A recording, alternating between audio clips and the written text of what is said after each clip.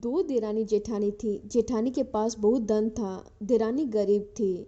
देरानी गणेश जी की बहुत आराधना किया करती थी। वो अपनी जेठानी के घर चून पीसने जाती, जिससे कपड़े से चून छानती, वो कपड़ा अपने घर ले आती और अपने धनी को घोलकर पिला देती। एक दिन जेठानी के बच्चों ने देख लिया और अपनी माँ को जाकर बोलने लगे कि माँ, चाची अपना चून का कपड़ा ले जाकर चाचा जी ने घोलकर पिला देती है। जेठानी ऐसी बात सुनकर बहुत गुस्सा हुई और देवरानी को बोला कि तुम्हारे चून छान कर कपड़े को यही रखकर और हाथ धोकर जाया करो।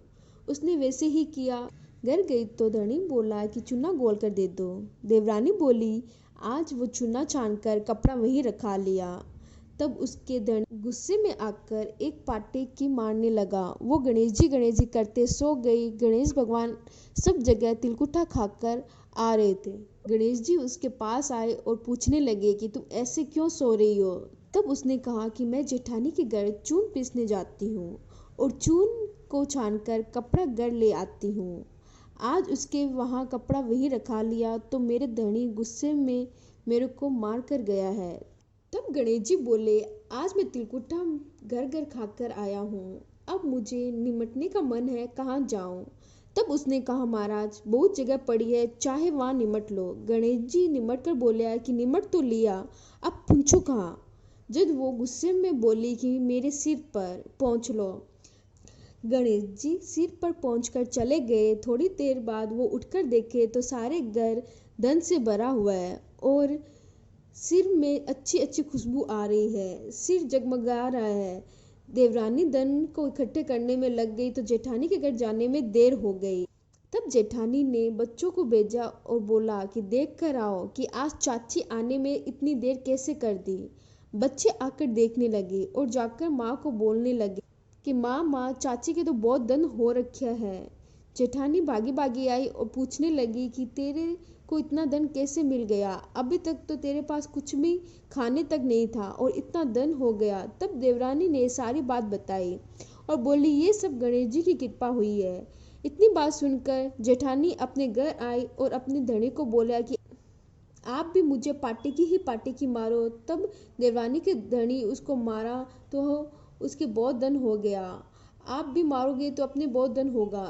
धनी बोले कि तू धन की भूखी क्यों मार खा रही है, पर वो माने नहीं। उसने धनी ने खूब मारी, उसको बहुत दर्द होने लगा क्योंकि देवरानी तो सबकी भूखी मार खाई, उसको इतना दर्द नहीं हुआ। ये धन की भूखी मार खा रही थी तो बहुत दर्द हो रहा था। जेठानी ने अपना सारा मकान खाली कर दिया और गणेश जी का नाम लेकर सो गई। गणेश जी आए और बोले कि कहाँ निमटूं। जब वह बोली, महाराज उसकी तो छोटा सा मकान था, मेरे तो बहुत बड़ा मकान है, जहाँ आपका मन करे वही निमट लो। गणेश जी सारे मकान में निमट लिया। फिर गणेश जी बोले कि अब पूछू कहाँ। तब वो बोली कि महाराज उसकी तो सिर पर बहुत बदबू आ रही होगी, मैंने तो बहुत से इत्र और अच्छे अच्छे तेल की खुशबू लगाई हुई है, आप मेरे सिर पर ही पूछ लो। उसके सिर पर पूछकर गणेश जी महाराज अंतर ध्यान हो गए। थोड़ी देर बाद उठकर देखे तो सारे कूड़ा सड़ रहा है, उसी सर पर बहुत बदबू आने लगी है। जेठानी बोली, महाराज थे हमारे साथ कपट कर लियो, देवरानी को तो धन दिया और मुझे कूड़ा दिया। फिर गणेश जी आए और बोले कि तुमने तो धन की भूखी मार खाई और वो धर्म की भूखी। जेठानी बोली, महाराज थे थारी ये सब माया समेट लो, मेरे को धन नहीं चाहिए। गणेश जी बोले कि तुम तेरे धन से आधा धन देवरानी को दे देगी तो ये सब माया समेट लूंगा। जेठानी ने आधा धन देवरानी को दे दिया। गणेश जी ने अपनी सारी माया समेट ली। हे महाराज, देवरानी को दिया वैसे सबको देना, जेठानी को दिया वो किसी को मत देना, कहते सुनत हंकार भरत अपन सारे परिवार को देना। जय श्री गणेश।